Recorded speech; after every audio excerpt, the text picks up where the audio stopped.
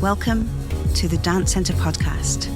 I am your host, Claire French, and I'm joining you from the traditional unceded territories of the Musqueam, Squamish and Tsleil-Waututh peoples, also known as Vancouver, Canada. I'll be talking to dancers, choreographers and other members of the dance world here on the West Coast to find out more about their creative work and practices and to discuss what it means to us to be dance professionals today. Thanks for joining us.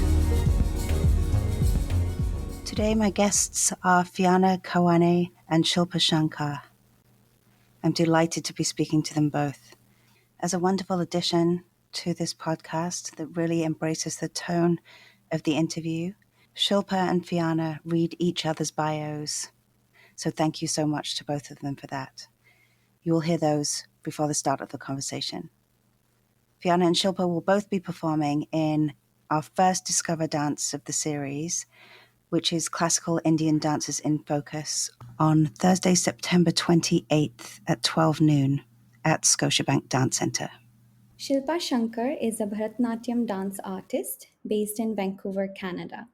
Originally from India, where she received initial training in the dance form under Nirupama Rajendra of Abhinava Dance Company, she currently receives advanced training in Bharatanatyam at Mandala Arts and Culture and has been under the mentorship and guidance of artistic director Jai Govinda for the past 4 years. Shilpa is also a certified public accountant working as an assurance professional in a Big Four accounting firm. She serves as a treasurer on the board of Company 605, a dance society. Fiana Kawane is a dance artist trained in Kathak, a North Indian classical dance form. She received her training in dance over the course of more than a decade at Kadam in Ahmedabad. Founded and directed by Kumudini Lakya, Fiana has performed globally in over 100 events independently and ensemble. She currently is pursuing doctoral research on lyric poetry, ecology, diaspora, and modern South Asia at the Department of English Language and Literature, UBC. I will just start by welcoming Shilpa Shankar and Fiana Kawane to this podcast interview. I'm so excited. I love talking to, well, everybody I talk to, but having two people and finding out how you know each other, if at all you do, and having that kind of triangle of conversation is a really lovely thing too. And it's so nice that our listeners can get to know new people in the community in a way for maybe for the dance center community, but especially in the contemporary dance world that I'm in. It's so wonderful to have conversations with people who have come to dance in many different ways. So welcome. I'm so glad we're going to have this conversation today. So respectively, I'd love for us to just maybe mention where we are in Vancouver at the moment, if indeed we are all in Vancouver. I'm downtown Vancouver at the moment. I believe Fiana is as well. Fiana, would you like to just say where you are located? Yeah, I'm close to VGH on unceded ancestral territories of the Musqueam, Squamish, Tsleil-Waututh peoples. Great, thank you. And Shilpa? Well, firstly, Claire, thank you so much for having us. I am absolutely excited about having a discussion with you today. In fact, you might not know this, but you were one of the first people at the dance center that I ever had a conversation with. Uh-huh. It was in the peak of the pandemic when I was trying to book the Paris studio for something, and you were the first person I spoke to over the phone. I am currently in Pitt Meadows. That's where I live. So I'm not in Vancouver. I am in a suburb. And I have to just say, I met wonderful people over phone conversations and Zoom conversations during COVID. And partly this podcast was, the kind of timing of the podcast was very much, connected to how much we had to shift in our communication, but also what that lent, in terms of how we could enhance our communications. So it's so great that I get to have another conversation with you and find out more about you than just booking space and membership. So yeah, that's wonderful. Okay, so let's go back a little bit and for both of you to just talk maybe a little bit about your experiences of training in India first and then in Vancouver, and maybe how you chose. Did you feel that you chose your dance styles, that kind of, like your training and then choice of training? I suppose there's a little bit of an element of what kept you and what keeps you dancing in your form. Yeah. So, Shilpa, would you like to go first? Sure, my dance journey is a rather unconventional one. I was born and raised in Bangalore, India, which is where I initially trained under Nirupama Rajendra of Abhinava Dance Company. But as a young girl, I had numerous other interests and passions. I enjoyed reading and writing. I was on the debate teams in school and college. And above all, I just had a very keen interest in academics. So that was a phase in my life where I would spend 16 to 18 hours a day between classes and studying. So that left room in my life for very little else, you know. So I stopped dancing altogether when I was in India and graduated from school, graduated from college, acquired degrees. I then moved to the US. I acquired my CPA there and started my career in audit and assurance. It wasn't until 2018 when my husband and I moved to Vancouver that dance came back into my life. Ah, There's something about being in a new city that I think offers the promise of a new beginning. You are more, you tend to try out new things.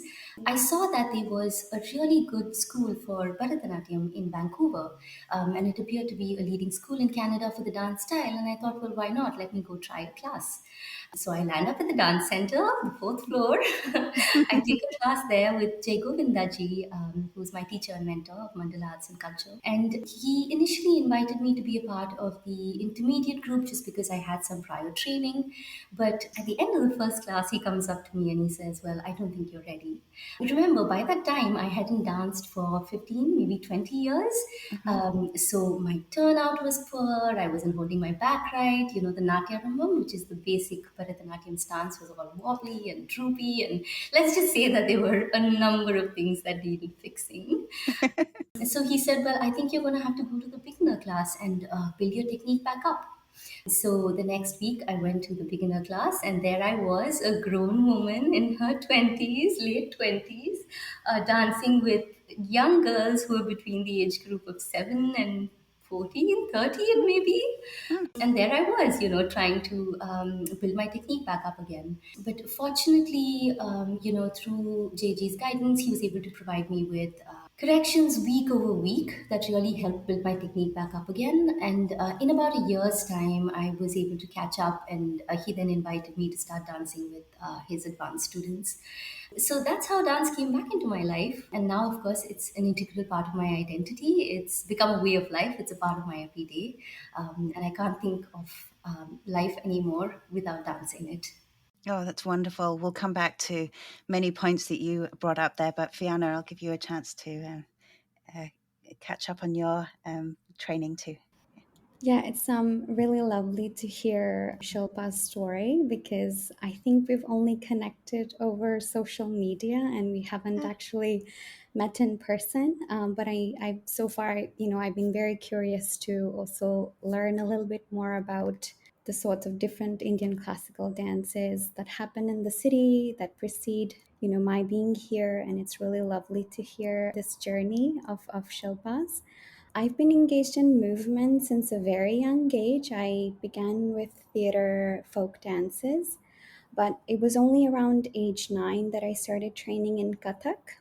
And my parents had this, really big desire for all of their daughters to learn some form of Indian classical dance or music, things that they didn't have in their own life, but they wanted us to have access to. So when I was around 8 or 9, they took me to two institutes in my city, Ahmedabad, which is in western part of India. So there was Kadam, which was run by Kumudini Lakhya, and then there was Darpana, which was run by Mrinalini Sarabhai.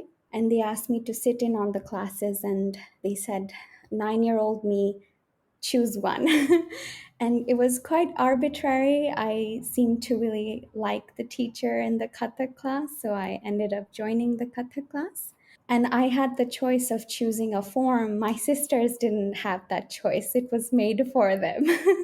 Because ah, for my mother, it was easier to take us to the same location and train in the same institute. So for the beginning, I was taught by Lajja Sambhavnath, who now has her own institute, and then by Vaishali Trivedi for the rest of my training. We also had access to other senior artists who were part of the performing company, like Sanjukta Sinha, who would come in and sit in on our rehearsals and give us feedback about whether our turns or chakkars are good enough or not. And it was a really lively environment because it was a professional company as well. But my parents had no intention for me to go into performance professionally. They just wanted me to be a good student and never miss a single class. So I think the only times that I missed my class in my 13 years of training in India were maybe if there's monsoon flooding and nobody can access. So Mm-hmm. that would be the only time when I would skip a class. It was very it was very ritualistic. It was a very big part of my sort of everyday life. And around age 14, Kumudini Lakhya, so who is the founder director of the institute where I trained, we call her Kumiben. So Kumiben selected me to be part of the performing repertoire. She asked me to learn a couple of the, repertoire pieces. And I was very young and I didn't even know what I was actually doing at that time, but I just followed along with whatever I was asked to do. And around 16, we did this Year of India and Canada tour where we went across 9 different cities in Canada and we performed Kumi Ben's piece. It's called Atahkin, which means where do we go from here? I was very young. At that time, I didn't really have any plans of moving to Canada, although I really, I was on the highways in Ontario and Quebec and I was thinking what a beautiful country. I'd really love to come back Mm-hmm. someday. And since year 7 of my training, I received a merit-based scholarship that covered my evening training classes. So I was really like part of that milieu for a very long time as a student, for just working alongside people much much older and much much more experienced than me and learning from them until I turned 21 when I moved away. Mm. Such rich backgrounds, and very interesting that there is an intergenerational aspect to it. Shilpa, you going back into the basic classes with 7 and 14-year-olds, and Fiona, you the other way, going, working with senior artists and learning from that. Do you ever practice alone? Are you expected to practice alone? Or is it the idea that you are always with a guru or a master who is there to observe as you practice? Is it open a lot of the time? Or is there a certain point where you've become advanced or professional if you can safely practice alone and know that you're not like picking up bad habits? Like, would you say that is part of the training, that you are observed up until a certain point? Or, yeah, Fiona, can you maybe speak to that? Yeah, yeah, I think I was watching this documentary by Akram Khan and his relationship with his guru mentor, where he trained with in Kathak. And that relationship is really like a parent and a child relationship. It's, you pass on all of your knowledge and your training to somebody that you would like to carry forward. But because we live in a world with, multiple pedagogies and multiple ways of orienting towards the world, there are different interpretations of that relationship, of the student teacher relationship. And I would say that because I was part of a women led institute, I was surrounded by incredibly powerful women who are doing their own thing with, very strong voices and very strong aesthetic. It was very, I would say, very radical and very revolutionary in the way that they reimagined that guru shishya, that student teacher relationship. And there's a lot of merit to that relationship. We did have that modality, but we also had some freedom to play and be individuals and do other things as well. So Hmm. Okay. yeah, and so when I moved to Vancouver, I didn't have any sort of other group to join, so I ended up practicing all on my own. It was really necessity, not by choice, Yeah. because it's really amazing to be dancing with other people, to be doing the basic training exercises with, 30 other people in the same classroom. It's really powerful, but I practiced mostly on my own out of necessity. Yeah. Great. And Shilpa, would you like to address that question? I think to be able to practice before an experienced teacher is a gift in itself, Yeah. and everybody should sort of explore that relationship as much as they can. In the Indian classical dance tradition, even once dancers start to perform independently and don't take regular classes, it's not uncommon for them to go and show their work to a more senior teacher just to get their perspective. It certainly is possible to, and I mean, a lot of dancers, professional Indian classical dancers, perform independently, but there is some degree of mentorship that exists inherently in the culture.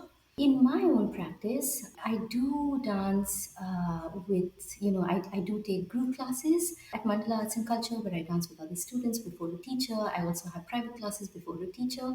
But what that provides is the outline. There are a lot of colors that you need to fill in.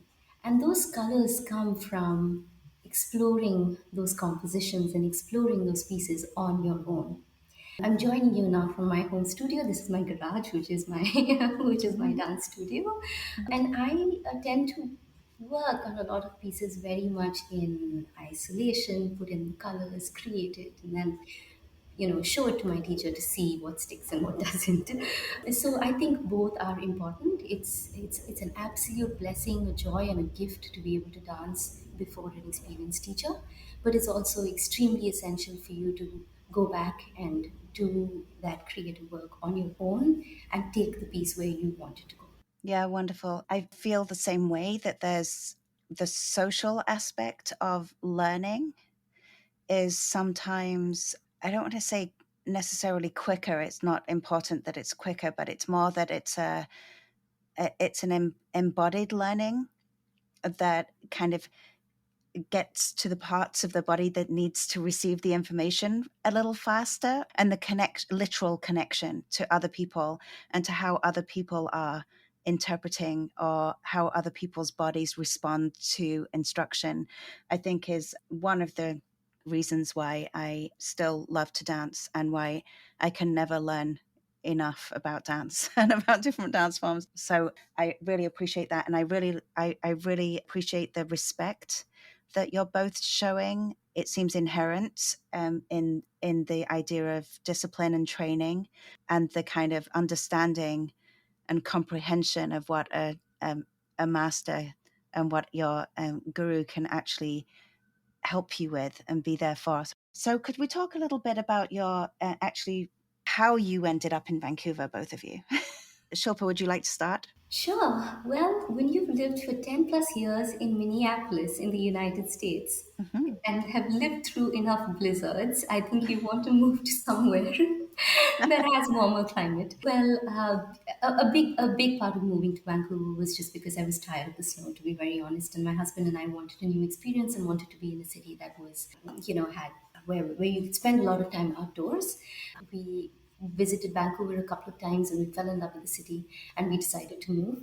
Fortunately, I work for a big four accounting firm. I'm an audit and insurance professional, and my career is very important to me. And I was able to sort of transfer my job over to Vancouver, so it was a perfect match. And my husband was able to do the same. So that's how we found ourselves in Vancouver. And it's not a decision we regret. We're still in love with the city, just as much in love with the city as we were the very first day we saw it. There's so much to explore and so much of natural beauty, and we're really happy to be here. Yeah, it's wonderful. Fiona? Yeah, I could start a little bit earlier than Vancouver because I lived across Toronto and Montreal.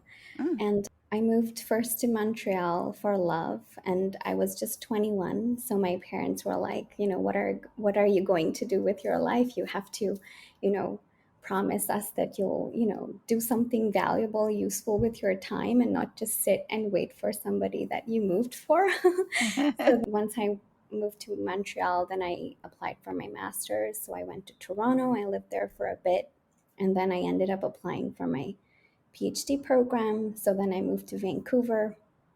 I hadn't seen the universities that I was going to. I hadn't even really reckoned with the fact that what would I do about my dance? Where would I dance? Those things were not really the top of my mind. It was more like, where will I go where I have something to do with my time? Yeah. So I came to Vancouver to start my PhD program in 2019. And just after a couple of months, the pandemic hit. So Yes. that wasn't really a very good time to start dancing again. Or, I know that a lot of artists who had been practicing here for a very long time, they also suffered a lot because a lot of the shows got canceled, and a lot of the opportunities for communities to gather in person got postponed or rescheduled Mhm. indefinitely. So for I think the first 3 years of my program, I didn't even think about dancing in the city, although I was always watching what was going on and reading material on the dance that was happening in the city, or yeah, just watching it from the sidelines. And then last year I decided to just out of the blue apply for 12 Minute Max, which is the choreographic residency at the dance center. And I didn't really expect that I would be selected, because I don't have any sort of Western contemporary dance training or background.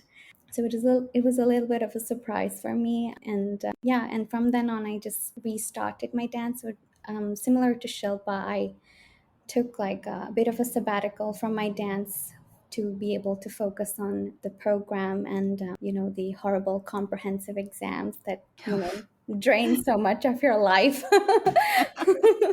Take over your um, life, absolutely. yes. Yeah, yeah. Yeah. Well, I find it very interesting then that because I feel like during the COVID period, and Shilpa mentioned at the beginning that that's how we met, during that period of time on the phone, there was a big shift, and also I've found it quite interesting since that that time there was a time of, obviously kind of a grieving in a way for lives and practices that we were suddenly told, we could not do. And especially the social side that we've just been talking about was really kind of removed from our lives. But it did allow us all to reevaluate. And spend some time reflecting. Something's happened where people have found a new relationship with dance, or have found a new sensibility, so that dancing now fits into their lives differently. That's happened for me, as mainly a choreographer, and now I'm dancing quite a bit more than I have for quite a while. And that's been so wonderful and so rewarding and totally unexpected. And I did not plan for that to happen. And I find that really fascinating. But also it brought all of us to Vancouver. It's quite interesting how Vancouver is kind of a magnet, for both for dancers and for, other people to come and enjoy it and find new things with it and appreciate Vancouver and, the unceded territories for all that it still can provide us. So I think that's really amazing. So has Vancouver influenced you? Has it influenced your dancing? Do you think Vancouver has kind of affected you, has kind of like infiltrated your psyche and like and changed the way you see maybe dance, or how you might imagine your dance form is presented? I mean, Fiona, you did just mention 12 Minute Max and how you were surprised that you were, accepted in. But for me, that it's not a surprise. I think it's one of the wonderful things about 12 Minute Max is that it's attempting to say that contemporary dance includes other dance forms and other dance perspectives other than the Western contemporary dance training conventional training that we might have come to expect, or even contemporary ballet. There's more to contemporary dance than that. And artists like you allow us, kind of invite us to literally see it in the styles. However, you are both classical Indian dancers, and I think you say that the classical Indian form. So, can Vancouver influence you as classical Indian dancers in terms of your dancing? Or is it more the people? Is it the environment that you're working in? Is there anything there that you feel Vancouver has provided, the experience of you being in Vancouver rather than, has provided for your dancing or even your person? Shilpa? Yes, I owe dance to Vancouver in many ways, Claire. Like I mentioned previously, just because I moved to a new city, felt like I could try new things. I Mm, don't think I would have been prompted to take up a dance class if it wasn't for my move to Vancouver to begin with. okay. Just because this was a new city, I didn't really know many people, and I was open to trying new things. And there was also, at the time when I was moving, my husband and I, we moved away from Minneapolis, where we had a really large circle of friends. And when you're an immigrant, your friends become your family in many ways. Hmm. So when we moved to Vancouver, we were struggling to find that social connection. We were struggling to make those inroads, and that's when I found dance. And ever since, I think dance has been my best friend. It's been my companion throughout in Vancouver. Mm. A huge chunk of my training, you spoke of COVID and the pandemic, a huge chunk of my training was over Zoom during the pandemic. And none of that really would have happened if it wasn't for Vancouver. So I think Vancouver is very instrumental to me dancing again. Mm. I couldn't think of dancing in any other city.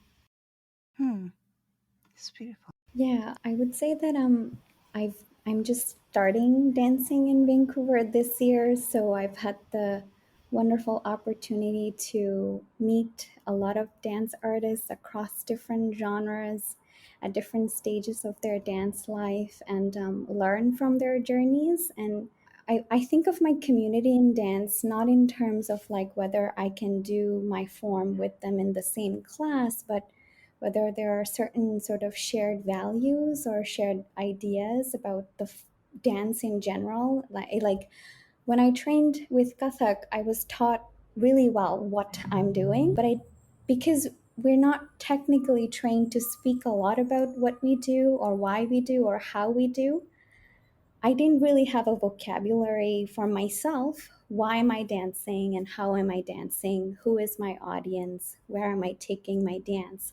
And I think those are the questions that I'm really investigating at the moment this year, thanks to the long-standing work in dance that is being done here in the city. It's a long history. I'm reading a lot of work by the dance historian Pepper, and Kaya all the Pepper. work. Yes, Mm. Kaya Mm. Pepper, and all the work Mm. that she's written, archiving that story. And because I work with language in my own program, language and dance is something that kind of comes together really nicely in the city because there are so many visual artists, poets, dance artists, music artists in the city, and so committed to their form. A lot of them are independent, a lot of them are women. And to see that around me, it's been so inspiring. And so, yeah, it just, I wake up every day and I feel like really inspired. Well, that's Yeah. wonderful. I feel like I was just, as I mentioned to you, I was just part of the body choir for Nova Dance. And I did not expect this, but I said to somebody else recently, what I didn't expect was to become part of and feel like we'd created a kind of sisterhood as a group of people across our different dance forms. And it was really extremely special. I feel like that was a really strong part of the experience. And I don't really want to articulate it beyond that in words because it's futile in a sense, but it was a very precious time. And dance is full of that. You could think of dance because we form these groups as fickle, because we form these groups and then we have those groups disperse and we go off and do our own things. But then they're not fickle because of how intimate we have to work together and how much we learn from each other. And so it's not like they just can't last forever, but we take something of those experiences with us into our practices beyond that and into other forms. Are you finding that? Are you finding that are you able to draw on lots of academics from Vancouver as well, or are you in your research? How is that? How is Vancouver feeding you that way? Yeah, I would say that because my dance life precedes my academic life, Yeah. I've always sort of put, when it comes to dance, I always begin and end with dance. Sometimes I feel like my own academic work or the research articles that I read about the stuff that I do might instrumentalize, Mm. like the potential for dance to mean so many things for so many people. Mm. And some people say that it's a universal language. You don't really need words to sort of connect with dance. So I really like that aspect about dance, that it seems a bit more capacious and open than Yeah. academic research and writing. And I take my dance seriously, very seriously, more seriously than my own academic research. But I've seen the work of so many women artists in my life, how much they've committed to dance, giving up a lot of things in their life, 30, 40, 50 years of dancing full time. And it is work, it is a full time job, it is intellectual work, it's embodied, it's vulnerable. And that's why for a very long time, I kept my research and my dance very separate. Mm-hmm. But somehow this year, it kind of came together organically. And I think the 12-minute max kind of process started that. But it was really unintentional. For a very long time, I wanted to keep these two worlds separate, but it just came together. Yeah. Yeah, and you're in a fertile creative zone, even in academic research, doing a PhD, right? You are actually creating something original, and you have to put yourself into it and your own personal passions and to stay motivated. I mean, you cannot finish a PhD unless you stay motivated. Take it from me. I've got one now. So that's what that you need that. So that's beautiful. And if dance can serve that, I think that's absolutely wonderful. So I'd love to hear more about that, maybe another time. But you're both balancing, or like you have, in a way, parallel careers, I would say. And especially in this context as we're talking now, because we're also talking about you being presented in Discover Dance at the Dance Center. And so that is that career that you'll be, kind of sharing with an audience. And Shilpa, you've already mentioned that you are an assurance agent. Yeah, tell us more about that. And partly so in the same way that Fiana just did so eloquently, maybe how they influence each other or don't. They don't have to, of course, but you do bring your skills in as on the board of Company 605. And so there is a little bit of a crossover that way. But would you like to explain maybe how you manage the two things? Well, I work in audit and assurance. So I'm an auditor. I'm largely work with public companies. So I work in a very deadline-driven environment. It's a world, an industry where a 7.5 hour workday is more the exception than the norm. Workdays tend to be very long. It's very analytical work. It's very technical. So more often than not, at least during the weekdays, I definitely find myself exhausted mentally, emotionally, physically. Add in the fact that I have an 18-month-old son. So that complicates things a tad bit as well. But when you love something, you give to it. And if I don't have dance in my day, it just doesn't feel complete. So no matter how tired I am, I somehow manage to come into my space, somehow manage to work on things. And I always find myself stepping away from the space just feeling so much more recharged. It's a balancing act for sure. It requires a great amount of discipline for sure, just because you do want to compromise in dance, you do want to compromise at work, you want to do the best, in both worlds. But like I said, when you like something, when you're passionate about it, when you love it, you find the time, and that's how it's been for me. I also have an incredible support system in the form of my husband. So sometimes, if I haven't been able to dance during the evening, my son's having a crazy evening or whatever it is, my husband will tuck him in, and then I'm able to come into the space and practice. So you kind of need those pillars of support in your life to be able to make both, and that's how I've been able to sort of juggle the two.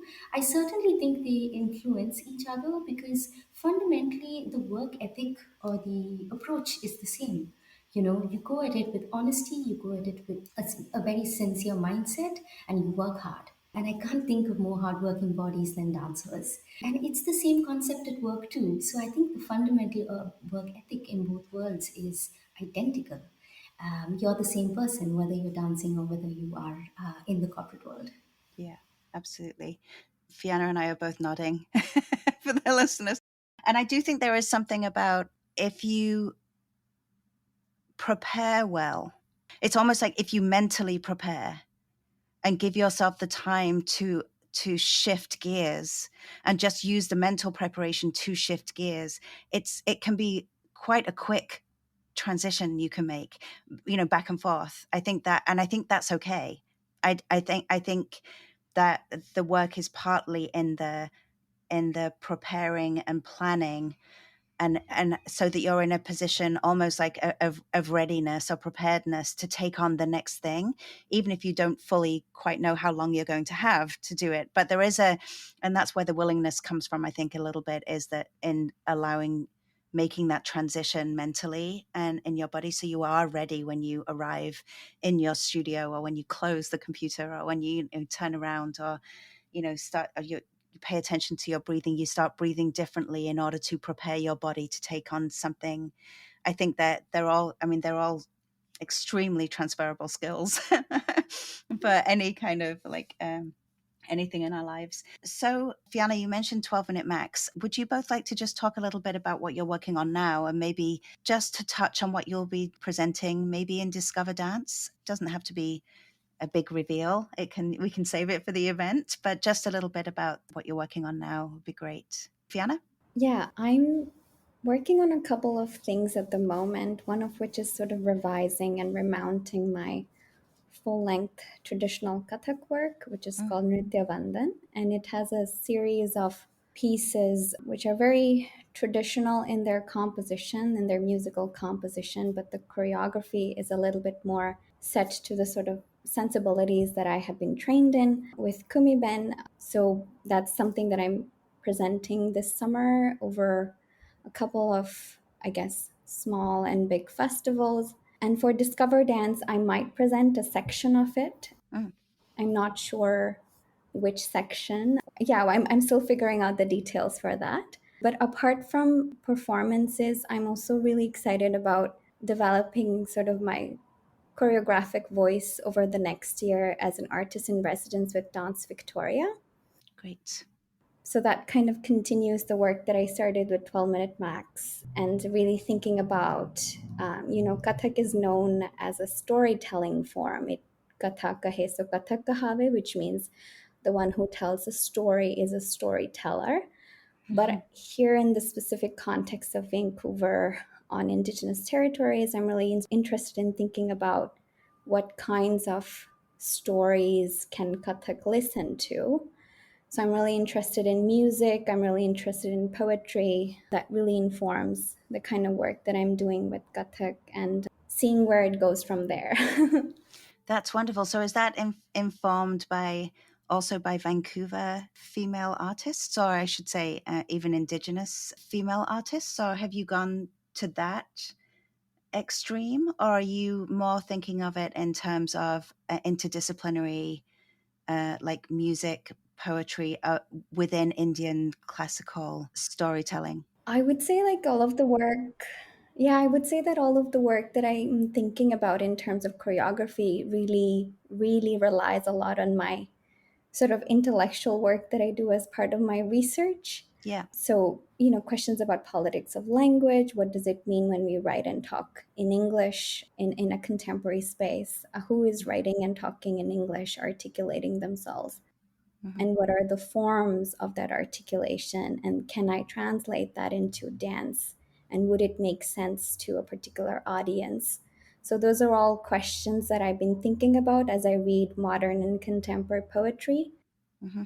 in the specific context of the US and Canada and diaspora and all of Hmm. those things. So it's really, really emergent. I don't necessarily Absolutely. have very specific genealogies that I could trace, but it's really emergent thinking at the moment. Yeah, and generative. Two words I love: emergent and generative. Very exciting. I love that you say, what can Katak listen to or even hear, or even like what how can it serve, how does it serve also these stories, in a sense. So I think that's really exciting, and that's such a big journey. I mean, that is the beginning of an artist journey. That could be forever your artist journey, all of the things you will discover along the way. And Shilpa, where are you? Working on a couple of things at the moment. I'm presenting a full length work in September for Ragamala Music Society in Edmonton. Mm, I'm very excited about it simply because it's an opportunity to present a full length Bharatanatyam program to an audience that is familiar with Indian classical dance and music, which is quite rare to find in the US and Canada. Because we have Discover Dance coming up, Fiana's going to be presenting Kathak, I'm going to be presenting Bharatanatyam. So, very excited about that evening and how everything's going to pan out. I mean, in my own practice, I'm at Revisiting Bharatanatyam now as an adult, I'm in this space where I'm just so inspired, I'm just so motivated by watching other Bharatanatyam dancers perform. There's so much of geometry, there's so much of beauty, sensuality that gets created. And at a stage where I'm just working on developing myself. I just want a piece of that beauty in my own body. And that inspires me every single day. My inspiration every single day keeps changing and keeps shifting. So that's where I'm at with my own practice. That was really wonderful, Shilpa. Just for the listeners, we are discussing this mid-August. So what I love about doing this sometimes is that we have a little bit of insight into the thinking in the process that's pre the event that you will see, but also pre the marketing or pre the kind of press releases and pre those kinds of things that go out around but it's that time in between when with the real kind of the depth is happening in the actual process, and then the reveal almost of what is actually being created. You're right in the middle of that, in the midst of that, and I think that's really exciting. So thank you so much for sharing, both of you. Yeah. So will we be seeing classical Indian dance from both of you? Or what does contemporary Indian dance mean to the two of you? I did ask Jai this during COVID, actually, when I interviewed him for a YouTube a video, and we were talking about that very much, that sometimes it's about the people, and the people who, of course, it's present day. You are the ones who are performing this, and so as we've talked about and found out about your lives, you want to bring that to the work, and you do bring that to the work, and so there's a layer of contemporaneity that's going on there, just with who is doing the movement. But yeah, could you share a little bit about how you feel about that, or Fiana, maybe? Yeah, I know that it's a very big question, something that Yes. artists across genres have grappled with. How do they become contemporary? Mhm. And I think if one is dancing any form in the present moment, in any context, that is contemporary. But at the same time, I would also add that in the specific context of Kathak, I'm only sort of standing on the shoulders of giants who have been consistently innovating, improvising, and experimenting with the form and all of that it has to offer.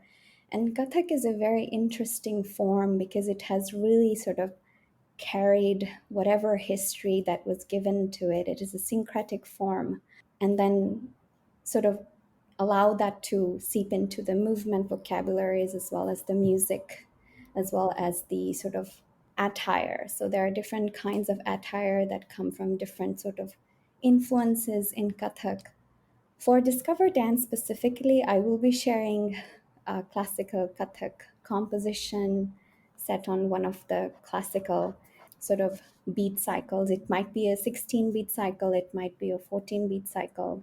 This is something that all Kathak dancers would recognize. If there is a trained Kathak dancer in the audience, might even be able to dance along. So it would be something really recognizable. So, but I also want to sort of mention that there are a lot of choreographers across the world that are innovating, rethinking what it means to be using, some people say that Kathak has more than 2,000 years of history.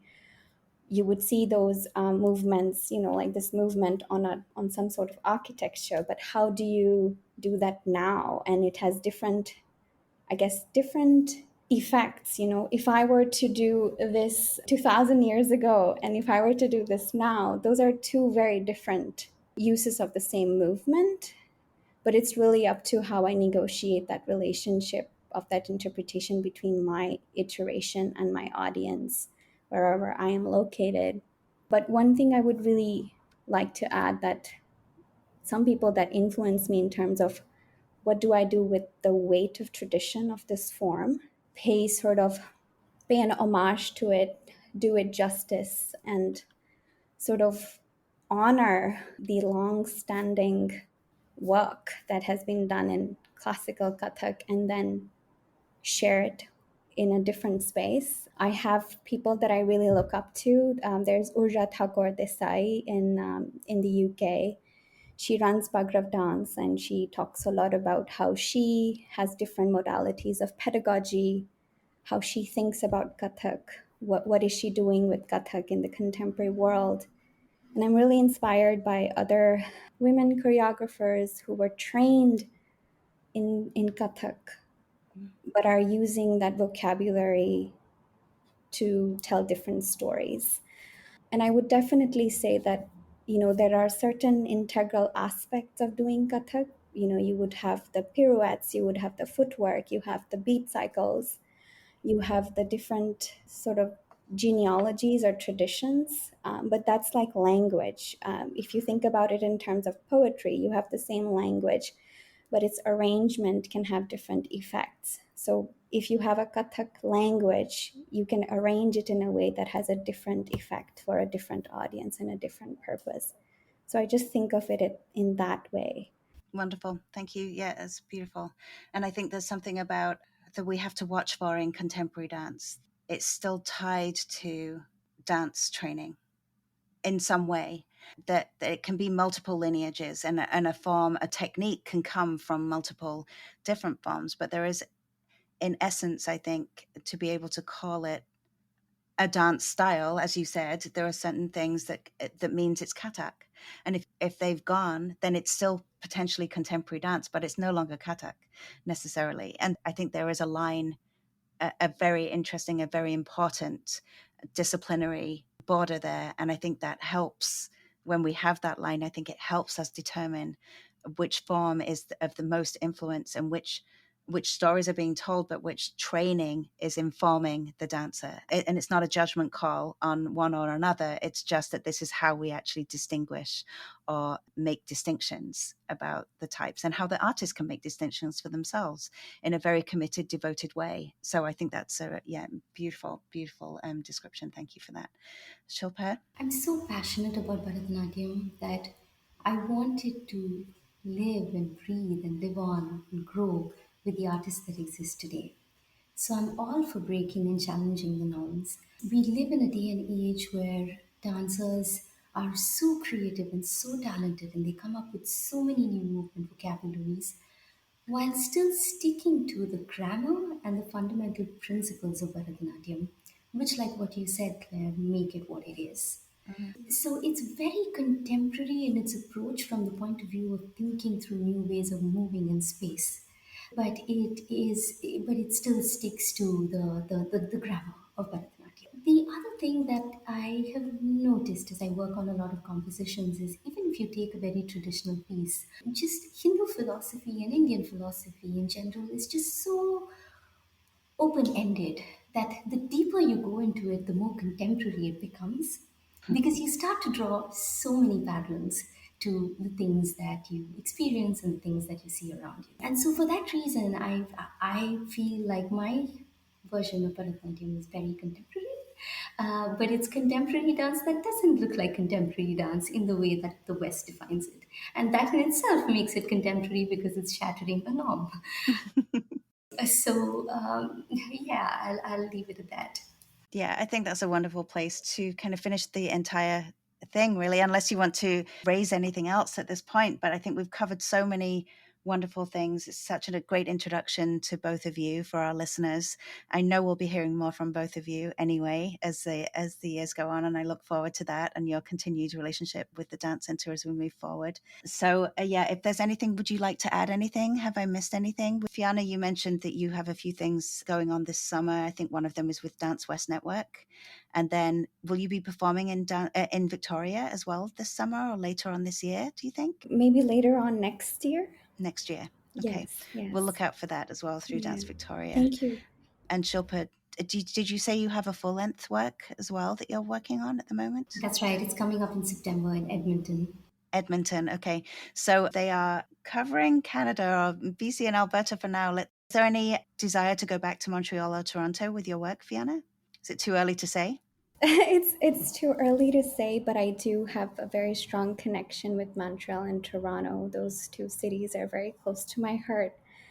So we will see where it goes from there. And I know that there is also a big dance community in both of those cities. Yeah. So I'd love to, get in touch and learn more about the work that is being done in other cities as well. But I feel like there's a lot of learning that I need to do here in Vancouver, a lot of communities and a lot of one-on-one relationships that I'm building with dance artists and other artists in the city that I want to spend a lot of time and sit with and be grateful for for the moment.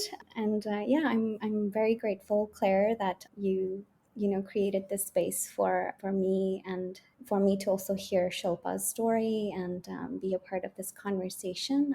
Thank you so much for facilitating this. My absolute pleasure. Thank you to both of you too, and more to come. Thank you so much, Claire. It was wonderful chatting with you today. Bye for now.